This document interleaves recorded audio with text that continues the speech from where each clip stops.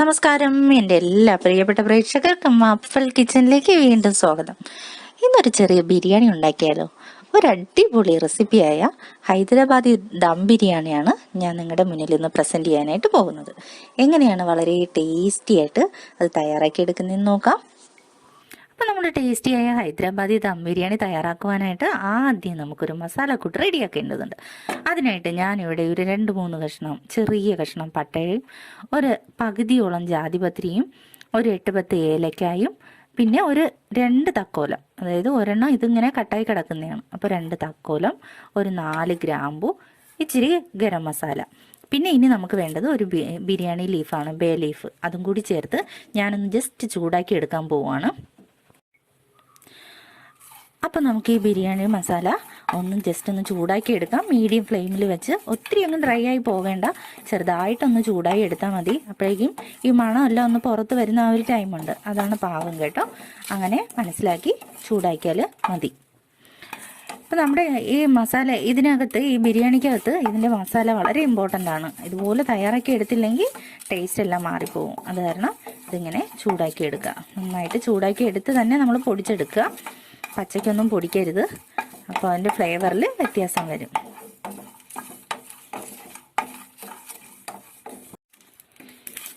അപ്പോൾ നമ്മുടെ മസാലയെല്ലാം ഇവിടെ പാകത്തിന് ചൂടായി വന്നിട്ടുണ്ട്. നമുക്കിതിനെ തീ ഓഫ് ചെയ്തതിന് ശേഷം നമ്മൾ ഇതൊന്ന് തണുത്തതിന് ശേഷം നന്നായിട്ടൊന്ന് പൊടിച്ചെടുക്കാം.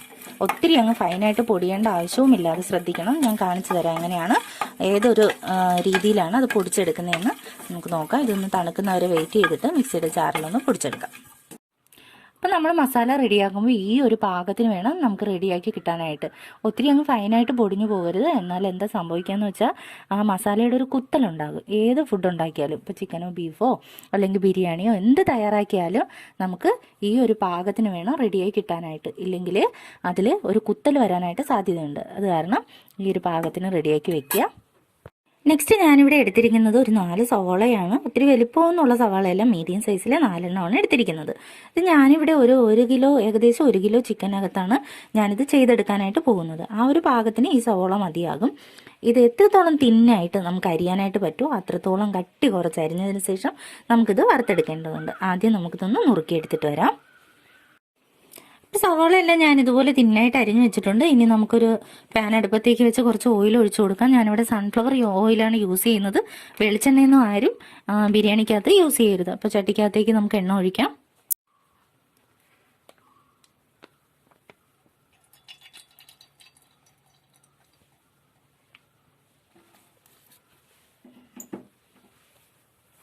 എണ്ണ ഒന്ന് ചൂടായി വരുന്ന ഈ ഒരു ടൈമിൽ നമുക്ക് സവാള അതിനകത്തേക്ക് ആഡ് ചെയ്യാം. അപ്പോൾ ഇവിടെ എണ്ണയെല്ലാം ഏകദേശം ചൂടായി വരുന്ന ഈ ഒരു സമയത്ത് നമുക്ക് സവാള ആഡ് ചെയ്ത് കൊടുക്കാം. സവാള എല്ലാം കുറേശ്ശെ ആഡ് ചെയ്ത് ഇച്ചിരി സമയം എടുത്ത് വേണം വറുത്തെടുക്കാനായിട്ട്. ഒത്തിരി അധികം തീയൊന്നും പാടില്ല, മീഡിയം സൈസ് തീയിൽ വെച്ചിട്ട് നമ്മൾ ഇത് നന്നായിട്ട് ഒരു ഗോൾഡൻ ബ്രൗൺ കളർ ആകുന്ന ഒരു പാകത്തിന് വറുത്ത് കോരാം. സവാളയെല്ലാം ഈ ഒരു പാകത്തിന് കിട്ടുന്ന ടൈമിൽ നമ്മൾ കോരി മാറ്റുക. തീയെല്ലാം നന്നായിട്ട് കുറച്ച് വെച്ചിട്ട് വേഗം തന്നെ കോരി മാറ്റണം. ഈ ഒരു പാകമാണ് നമുക്ക് വേണ്ടത്. ഒത്തിരി അങ്ങ് ഗോൾഡ് ആകാൻ നിൽക്കണ്ട, ഇത് പാകമായിരിക്കും നമ്മൾ മാറ്റി വയ്ക്കുമ്പോൾ. അതുകൊണ്ട് അതങ്ങോട്ട് മാറ്റി വയ്ക്കാം.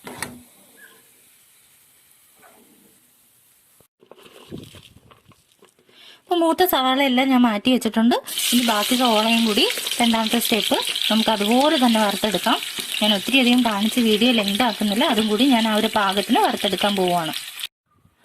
അപ്പോൾ നമ്മുടെ സവാളയെല്ലാം ഇവിടെ ഗോൾഡൻ ബ്രൗൺ കളറിൽ ഇതുമാതിരി കിട്ടിയിട്ടുണ്ട്. അത് നമുക്കിങ്ങനെ മാറ്റി വയ്ക്കാം. ഇനി നമുക്ക് നമ്മുടെ ചിക്കൻ ഒന്ന് മാഗ്നേറ്റ് ചെയ്ത് എടുക്കുന്ന പ്രൊസീജിയറാണ്. അതിനുവേണ്ടിയാണ് നമ്മൾ ഈ സവാളയും എല്ലാം റെഡിയാക്കി വെച്ചത്. അപ്പോൾ അതെങ്ങനെയാണ് ചെയ്യുന്നതെന്ന് നോക്കാം. ആദ്യം ഞാൻ 1 കിലോളം വരുന്ന ഈ ചിക്കൻ കഴുകി വൃത്തിയാക്കി എടുത്തു വെച്ചിട്ടുണ്ട്. ഒപ്പം തന്നെ ഞാനിവിടെ 2 കഷ്ണം ഇഞ്ചിയും, ഒരു സാമാന്യം വലിപ്പമുള്ള 2 കഷ്ണം ഇഞ്ചി, ഒരു 2 കൂടം വെളുത്തുള്ളിയും, ഒപ്പം അതിൻ്റെ ഒപ്പം 2 പച്ചമുളകും ചേർത്ത് ഇതുപോലെ ഒന്ന് ചതച്ചെടുത്ത് വെച്ചിട്ടുണ്ട്. അത് ഇതിൻ്റെ ഉള്ളിലേക്ക് ചേർത്ത് കൊടുക്കാം. ഇനി നമ്മൾ നേരത്തെ തയ്യാറാക്കി വെച്ച മസാലയാണ് ഇതിൽ ചേർത്ത് കൊടുക്കാനായിട്ട് പോകുന്നത്.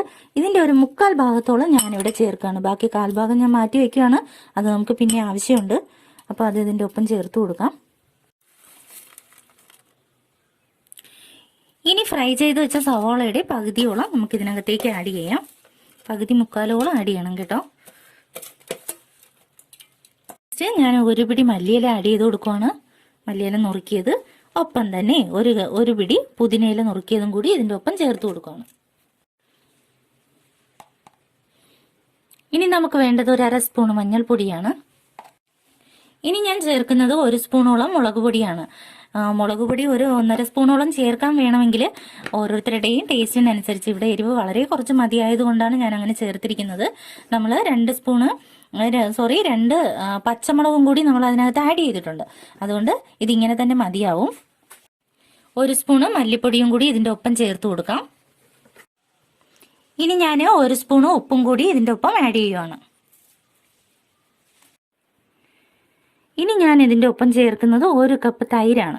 1 ബൗൾ നിറയെ തൈരും കൂടി ഇതിൻ്റെ ഒപ്പം. ഇത് ഏകദേശം ഒരു 1/2 ലിറ്റർ ഒന്നും ഇല്ല കേട്ടോ, അതിൻ്റെ ഹാഫേ ഉള്ളൂ. ഒരു 200 ml തൈരുണ്ടാകും. അതും കൂടി ഇതിൻ്റെ ഒപ്പം ചേർത്ത് കൊടുക്കുക. ഇനി ഞാൻ ഇതിനകത്തേക്ക് കുറച്ച് ഓയിലാണ് ഒഴിച്ചു കൊടുത്തിരിക്കുന്നത്. ഒരു 2 സ്പൂണോളം ഓയിൽ ഒഴിച്ചു കൊടുക്കുന്നുണ്ട്. 2 ടേബിൾ സ്പൂണോളം ഓയിൽ ഒഴിച്ചു. ഇത് ഏതാന്ന് വെച്ചാൽ ഞാൻ നേരത്തെ ഫ്രൈ ചെയ്ത ഓനിയൻ്റെ ബാക്കി വന്ന ഓയിലാണ് ഞാൻ യൂസ് ചെയ്തിരിക്കുന്നത്. ആ ഒനിയൻ്റെ ഒരു ഫ്ലേവർ ഇതിനകത്ത് മുന്നിട്ട് നിൽക്കുന്നതാണ്. അതുകൊണ്ട് ആ എണ്ണ കളയാണ്ട് നമുക്ക് ഇതിനകത്ത് യൂസ് ചെയ്യാം. ഇനി ഞാൻ ഇതിനകത്ത് ഏകദേശം ഒരു 1.5 സ്പൂണോളം നെയ്യും കൂടി ചേർത്ത് കൊടുക്കുകയാണ്. ഇനി ഇത് നമുക്ക് നന്നായിട്ടൊന്ന് മിക്സ് ചെയ്തെടുക്കാം. കഴിയുന്നതും കൈകൊണ്ട് തന്നെ നന്നായിട്ടൊന്ന് മിക്സ് ചെയ്തെടുക്കുക. അപ്പം നമ്മൾ ഈ ഒരു പാകത്തിന് വേണം മിക്സ് ചെയ്തെടുക്കാനായിട്ട്. നന്നായിട്ട് കൈകൊണ്ട് ഇതുപോലെ തന്നെ മിക്സ് ചെയ്തെടുക്കുക. ഇങ്ങനെ മിക്സ് ചെയ്തെടുത്താലേ നമ്മുടെ ഫ്രൈഡ് ഓണിയൻ്റെ ഒക്കെ ഫ്ലേവർ അതിനകത്ത് പിടിക്കത്തുള്ളൂ. ഇതിൽ ഒരൊറ്റ ഇൻഗ്രീഡിയൻറ്റ് പോലും നിങ്ങൾ മിക്സ് ചെയ്യാതെ തന്നെ ഇതുപോലെ ചെയ്തെടുക്കണം. എങ്കിലേ നമ്മുടെ ഹൈദരാബാദി ദം ബിരിയാണി അടിപൊളി ആകത്തുള്ളൂ. അപ്പോൾ നമുക്കിത് ഒരു 2 മണിക്കൂർ റെസ്റ്റ് ചെയ്യാനായിട്ട് മാറ്റി വയ്ക്കാം. അപ്പോൾ നമ്മുടെ ചിക്കനെല്ലാം മാഗ്നേറ്റ് ചെയ്ത് വെച്ചിട്ട് ഏകദേശം ഒരു 2 മണിക്കൂറോളം കഴിഞ്ഞു കേട്ടോ. അപ്പോൾ അടിപൊളിയായിട്ട് മസാലയെല്ലാം അതിനകത്ത് പിടിച്ച് സൂപ്പറായിട്ട് ഇരിപ്പുണ്ട്. നല്ല മണമെല്ലാം വരുന്നുണ്ട്. എണ്ണയെല്ലാം തെളിഞ്ഞ് സൂപ്പറായിട്ട് ഇരിപ്പുണ്ട്. ഇനി നമുക്കൊരു ചുവട് കട്ടിയുള്ള പാത്രം അടുപ്പത്തേക്ക് വെക്കാം. അപ്പോൾ ഇതുപോലെ കട്ടിയുള്ളൊരു പാത്രം അടുപ്പിലേക്ക് വെച്ചിട്ട് നമ്മൾ മാഗ്നേറ്റ് ചെയ്ത് വെച്ച ചിക്കൻ അതിനകത്തേക്ക് ആഡ് ചെയ്ത് കൊടുക്കാം. ചിക്കൻ ഇങ്ങനെ അടുപ്പിലേക്ക് വെച്ച് ഇതുപോലെ ഒന്ന് ഇളക്കി കൊടുക്കുക. നമുക്കിവിടെ ഒത്തിരി അധികം കുക്കായി കിട്ടേണ്ട ആവശ്യമില്ല. ഇതൊരു 50% അല്ലെങ്കിൽ ഒരു 40% മാത്രം, ഒരു 40% 50% മാത്രം കുക്കായി കിട്ടിയാൽ മതി. ബാക്കി നമ്മൾ അതിൻ്റെ ഉള്ളിൽ കിടന്ന് റൈസ് എല്ലാം ഇട്ട് ദം ചെയ്തെടുക്കുന്ന പരിപാടിയാണ് ചെയ്യുന്നത്. അപ്പോൾ ഫുൾ ഫ്ലെയിമിൽ തന്നെയാണ് ഞാനിപ്പോൾ വെച്ചിരിക്കുന്നത്. ഇതിനകത്ത് വേറെ അഡീഷണൽ വാട്ടർ ഒന്നും ആഡ് ചെയ്യേണ്ട ആവശ്യമേ ഇല്ല. ഇതിനകത്തുനിന്ന് ഇച്ചിരി കഴിയുമ്പോഴേക്കും നല്ലോണം വെള്ളം വരും. അപ്പോൾ അത് ആ രീതിക്ക് ഇതുപോലെ തന്നെ ചെയ്തെടുക്കുക. അപ്പോൾ നമ്മുടെ ഹൈദരാബാദി ദം ബിരിയാണിയുടെ ചിക്കൻ അവിടെ ഇരുന്ന് റെഡി ആകുന്ന ടൈമിൽ നമുക്ക് റൈസ് റെഡിയാക്കി എടുക്കേണ്ടതുണ്ട്. ഞാനിവിടെ കൈമ റോസിൻ്റെ അരിയാണ് എടുത്തിരിക്കുന്നത്. നിങ്ങൾക്ക് ഇഷ്ടമുള്ള അരി എടുക്കാം, വലുതോ ചെറുതോ ആയ ഇഷ്ടമുള്ള റൈസ് എടുക്കാം. അതിവിടെ ഇതുപോലെ തന്നെ കഴുകി വൃത്തിയാക്കി ഒരു 1/2 മണിക്കൂറോളം ഞാൻ വെള്ളത്തിൽ കുതിർത്ത് ഇതുപോലെ വാർത്തെടുത്ത് വെച്ചിട്ടുള്ളതാണ്. ഇതുപോലെ തന്നെ ചെയ്തെടുക്കുക. ഇനി നമുക്കൊരു പാത്രം അടുപ്പത്തേക്ക് വെച്ച് കുറച്ച് വെള്ളം അടുപ്പിൽ വെക്കാം. ഞാനിവിടെ ഒരു കടായി അടുപ്പിലേക്ക് വെച്ച് കുറച്ച് വെള്ളം എടുത്ത് വെച്ചിട്ടുണ്ട്. ഒരു 2-3 കപ്പ് വെള്ളമുണ്ട്. അതിനകത്തേക്ക് ഞാൻ കുറച്ച് സ്പൈസസ് ആഡ് ചെയ്ത് കൊടുക്കാൻ പോവുകയാണ്. ഇതിനകത്തേക്ക് ഒരു ബിരിയാണി ഇലയും 2-3 ഗ്രാമ്പൂ, കുറച്ച് കുരുമുളക്, ഒരു തക്കോലം, 5 ഏലക്ക, അത്രയുമാണ് ഞാൻ ചേർത്ത് കൊടുക്കുന്നത്. ഇനി ഈ റൈസിന് പാകത്തിനുള്ള 1 സ്പൂണ് ഉപ്പും കൂടി ആഡ് ചെയ്യാം. ഒരു ടേബിൾ സ്പൂണോളം ഉപ്പ് ആവശ്യമായി വരും. അതും കൂടി ആഡ് ചെയ്ത് കൊടുക്കാം. 1 സ്പൂൺ ഓയിലും കൂടി ചേർത്ത് കൊടുക്കാം. അപ്പോൾ നമ്മുടെ വെള്ളം ഈ ഒരു തിളച്ച് വരുന്ന ഈ ഒരു സമയമാകുമ്പോഴേക്കും നമുക്ക് ഇതിനകത്തേക്ക് നമ്മൾ തയ്യാറാക്കി വെച്ച അരി ആഡ് ചെയ്ത് കൊടുക്കാം.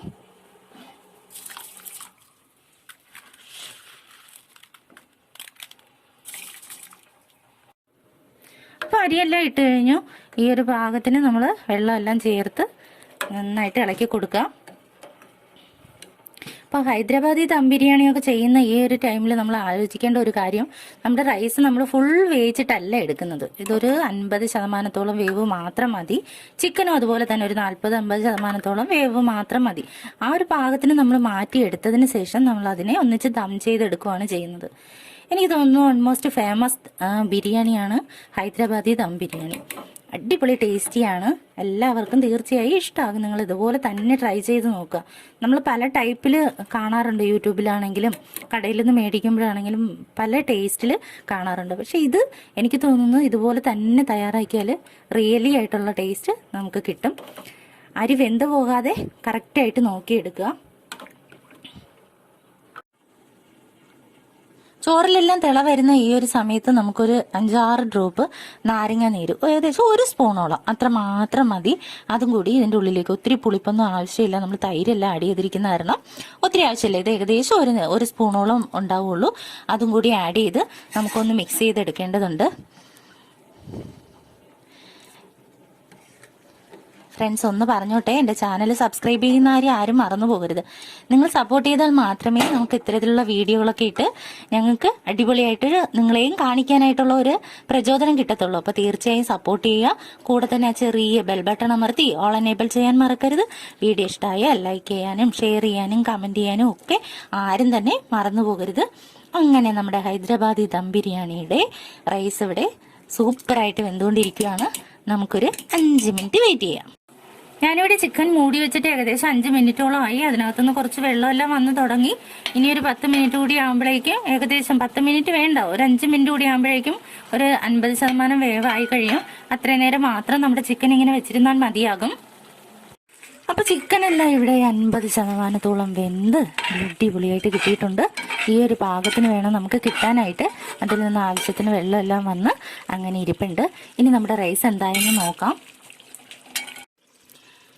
റൈസ് ഈ ഒരു പാകത്തിന് ഒരു 40-50% വേകുന്ന ഈ ഒരു പാകത്തിന് വേണം നമ്മൾ മാറ്റിയെടുക്കാനായിട്ട്. ഞാൻ വെച്ച വെള്ളം എല്ലാം കറക്റ്റ് ആയിരുന്നു. ഒരു 1 കിലോ അരിക്ക് ഏകദേശം അതേപോലെ തന്നെ ഒരു 3 കപ്പ് അരിക്ക് 3 കപ്പ് വെള്ളമേ ഞാൻ വെച്ചിട്ടുള്ളൂ. കാരണം നമുക്ക് എന്താന്ന് വെച്ചാൽ 50% വേവായി കിട്ടിയാൽ മാത്രം മതി. അതുകൊണ്ട് അങ്ങനെ ചെയ്തത്. അല്ലെങ്കിൽ 1 കപ്പ് അരിക്ക് 1.5 കപ്പ് വെള്ളം, അതുപോലെയാണ് നമ്മൾ എടുക്കേണ്ടത്. അങ്ങനെയാണ് അതിന്റെ റേഷ്യോ.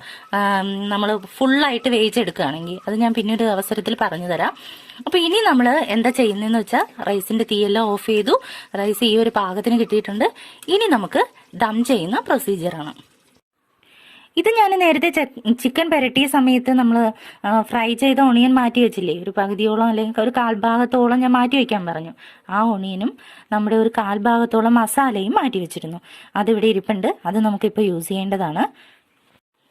ഈ റൈസിന്റെ മുകളിലേക്ക് നമുക്ക് ഈ ഓണിയൻ ഇട്ട് കൊടുക്കാം. കുറച്ച് മസാലയും കൂടി ഇങ്ങനെ വിതറി കൊടുക്കാം. തയ്യാറാക്കി ചിക്കന്റെ പുറത്തേക്ക് ഞാൻ ഇച്ചിരി ചോറ് ഒരു ലെയർ ഇട്ട് കഴിഞ്ഞു. ഇനി നമുക്ക് അടുത്ത ലെയർ ചെയ്യാം. ഇച്ചിരി പുതിനയിലയും കൂടി ആഡ് ചെയ്ത് കൊടുക്കാം. ഇനി വേണമെങ്കിൽ നമുക്ക് നട്ട്സ് ഒക്കെ വറുത്ത് ചേർക്കാൻ ഇഷ്ടമുള്ളവർക്ക് അങ്ങനെ ചെയ്യാം കേട്ടോ. ഇവിടെ കുട്ടികൾക്കൊന്നും വലിയ താല്പര്യമില്ല നട്ട്സും മുന്തിരിയൊന്നും ഇതിനകത്ത് ഫ്രൈ ചെയ്തിടുന്നത്. അതുകൊണ്ടാണ് ഞാൻ ആഡ് ചെയ്യാത്തത്. അതും കൂടി ചേർത്താൽ കുറച്ചും കൂടി അടിപൊളി ടേസ്റ്റ് ആയിരിക്കും. അപ്പം നമുക്ക് ബാക്കി റൈസും അതുപോലെ തന്നെ ചെയ്യാം.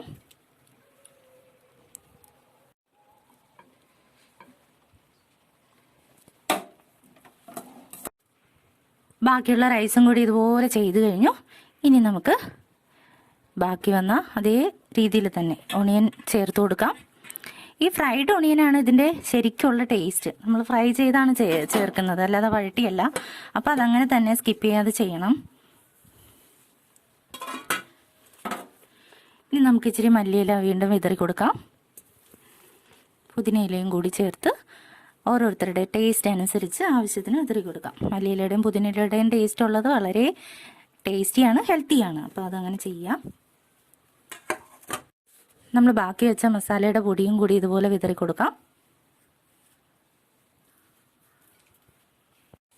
ഇനി ഞാൻ ഇത് ഇച്ചിരി മോരിനകത്ത് 1 സ്പൂണ് മഞ്ഞൾപ്പൊടി കലക്കി വെച്ചിരിക്കുകയാണ്. ഇപ്പോൾ എൻ്റെ അടുത്ത് കുങ്കുമപ്പൂവില്ല. കുങ്കുമപ്പൂ ഉണ്ടെങ്കിൽ പാലിനകത്തോ തിളച്ച വെള്ളത്തിനകത്തോ ഇച്ചിരി കലക്കിയിട്ട് കളറിനും ചേർത്ത് കൊടുക്കാം. കുങ്കുമപ്പൂ ഇല്ലെങ്കിൽ വിഷമിക്കേണ്ട. ഇതുപോലെ മോരിലോ അല്ലെങ്കിൽ ഇച്ചിരി പാലിനകത്തോ, ചൂട് പാലിനകത്തോ ഇതുപോലെ കലക്കി വെച്ചതിന് ശേഷം നമുക്ക് ഇതിൻ്റെ മുകളിലേക്ക് ആഡ് ചെയ്ത് കൊടുക്കാം.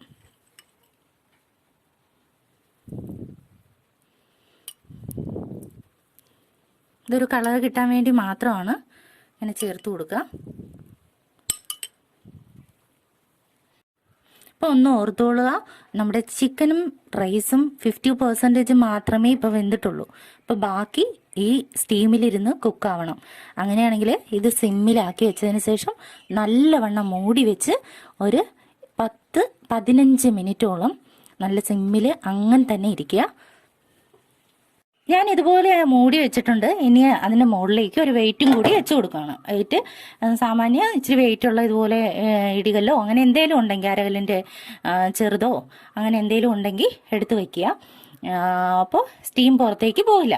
ഇനി നിങ്ങൾക്ക് സ്റ്റീം പുറത്തേക്ക് പോകുന്ന പാത്രമാണെങ്കിൽ തീർച്ചയായിട്ടും കുറച്ച് മാവോ അല്ലെങ്കിൽ അലുമിനിയം ഫോയിൽ പേപ്പറോ എന്തെങ്കിലും എടുത്തിട്ട് ദം ചെയ്യുക.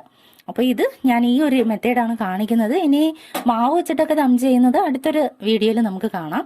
അപ്പോൾ ഇതൊരു 15 മിനിറ്റ് നമുക്ക് വെയിറ്റ് ചെയ്യാം.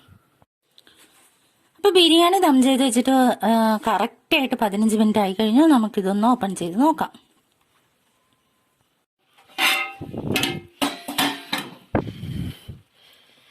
അപ്പോൾ അടിപൊളിയായിട്ട് പാകത്തിന് കിട്ടിയിട്ടുണ്ട്. ഞാൻ അടുപ്പെല്ലാം ഓഫ് ചെയ്തു. നല്ല വെന്തിരിപ്പുണ്ട്. നമുക്ക് എന്തായെന്ന് ഒന്ന് ഇളക്കി നോക്കാം.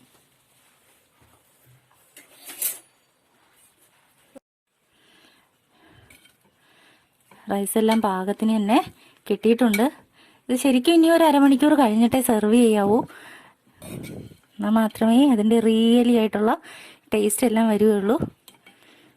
എല്ലാം വളരെ രസമായിട്ട് തന്നെ കിട്ടിയിട്ടുണ്ട്. നമുക്ക് കണ്ടോ, ചിക്കനൊക്കെ പാകത്തിന് വെന്ത് സൂപ്പർ ടേസ്റ്റി ആയിട്ട് ഉള്ള ഒരു ബിരിയാണിയാണ്.